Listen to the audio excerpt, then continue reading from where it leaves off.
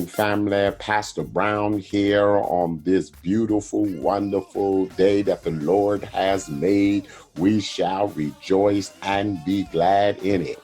Our morning devotions again for the rest of the week will again be a little different. We have tried to be very intentional and purposeful in these devotions, whereas it will manifest in some real change in our everyday lives. We are presently confronted with two crises, a pandemic crisis called COVID-19. And we presented in these devotionals a forum of national health professionals facilitated by my daughter, Dr. Kristen Brown, in which we tried to screen through the convoluted noise being presented by our government and answer real questions that will help us navigate through this pandemic crisis. The other crisis is the civil unrest because of social injustice. It has been the order of the day for decades. Protests have legitimately been taking place in the streets by those who have the capacity and will to demonstrate and march. That got the attention of the nation and it should be applauded.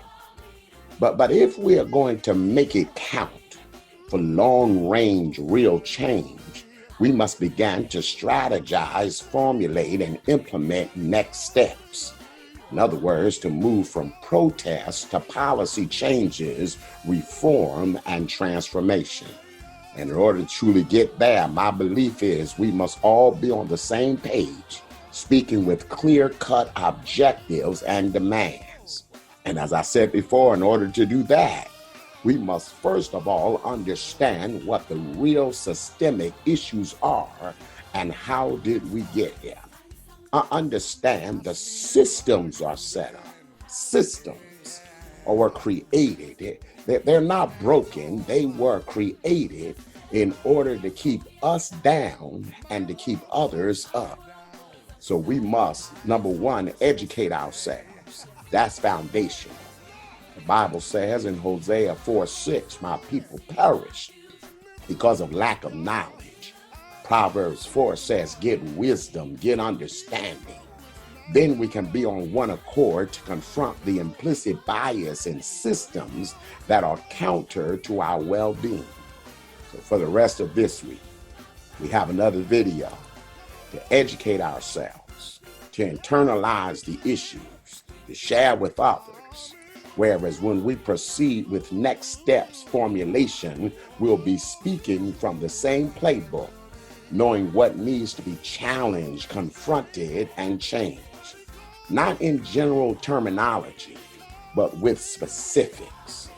Last week, we heard from an older white gentleman who gave us some good information as it related to the systems historically in this nation. And this week, we'll be listening to a young African-American millennial. Two different perspectives, two different paradigmic lenses, but each saying the same thing in their own way. So let's this week hear from this young brother who will share with us systems underlying, undercutting, underlying issues that helps us to understand how did we get here. Listen to these two over and over again, that we might be knowledgeable, that will be wise, will have understanding, and we can strategize. Be strong in the Lord and in the power of his might. No living white person has owned a slave. Black people gotta stop blaming people for their issues and clean up their own communities. Slavery was a long time ago. Black people need to get over it. That's what continuously is told to me. Now, before I respond, I'm going to need you guys to share this video. I'm not going to curse. I'm not going to spread false information. Everything that I'm about to say is 100% true. You can look it up to see. And I'm not going to say anything that makes people cringe, at least language-wise. All right. Let's not dwell on the past. Let's go to modern history. Let's go 1964. 1964, right? That's 56 years ago. We all know somebody 56 years old, whether it's us, our parents, grandparents. So you would call that modern history, right? That was when the Civil Rights Act was passed, which made it illegal to discriminate against black people. So understand that if you know anybody over the age of 56, they lived in a time where legally you could discriminate against black people, okay? But now that the Civil Rights Act was passed, we all know that once the government signs a bill or a law, everybody abides by it, correct? So that would explain why Martin Luther King Jr., who you love to bring up so much, Martin Luther King Jr. kept protesting and kept marching, and he himself ended up being killed in 1968. That's 52 years ago. Do y'all know somebody 52 years old? Probably. So, a lot of people bring up Martin Luther King. Y'all should be more like Martin Luther King. He would be ashamed. He would not like the things that y'all are doing. When Martin Luther King died, he had a negative approval rating. As a matter of fact, polls taken at the time said that more than 1/3 of people polled said that he brought his death upon himself. All this stuff you can look up. Moving forward, 1971, 49 years ago. You know, you guys in your 40s, this is you guys. Richard Nixon, the president, declared a war on drugs, which you can look up and research that his war on drugs basically just targeted hippies and black people. All right, you know, black people for like heroin and opioids, like the opioid crisis that we're currently in, that they're sending everybody to rehab and not putting anybody in prison. Yeah, empathy and things of that nature. Yeah, it wasn't the case for black people in the 70s. Threw all of them in jail. And even if they wasn't really doing it, throw them in jail too. Then hippies, people who are about peace, love, understanding, all lives matter. They were unfairly treated and arrested for using marijuana. Marijuana. Marijuana is the drug that while we're in a pandemic and 40 million Americans have lost their job, marijuana dispensaries are considered essential. That's right. Been open the whole time. The people who were smoking that and saying all lives matter, yeah, they were targeted. They were targeted too. And Richard Nixon's run ran until 1974. That doesn't mean these practices ended. That means that he officially left office in 1974. That was 46 years ago. We all know someone who's 46, but that's the 70s. Let's not dwell on the 70s. Let's move to the 80s. Let's say something like 1987. Know anybody born in 1987? If you don't, you're looking at one. 33 years old. 1987. The CIA flooded black communities with crack cocaine to pay for a war in Nicaragua. You can look this up.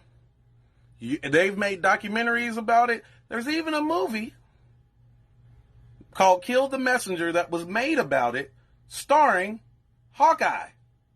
That's how soon it is. One of the Avengers played in the movie. All you have to do is look up the CIA and Contra. You'll find everything you need to know. You'll know that Hawkeye played a guy named Webb. What happened to Webb? Why can't you just look him up? Because he's dead. Unfortunately, he committed suicide by shooting himself in the back of the head 2 times. All right, so now we have crack flooded through the black communities all through the late 80s into the 90s.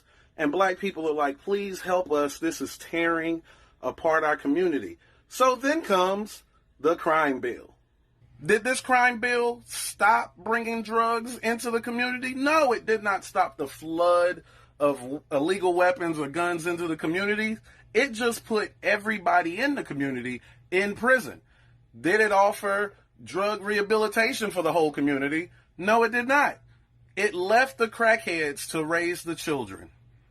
This is 1994. This is the 90s. Y'all remember the 90s? Sure, because I'm pretty sure by now, if you're watching this video, you were probably alive in the 90s.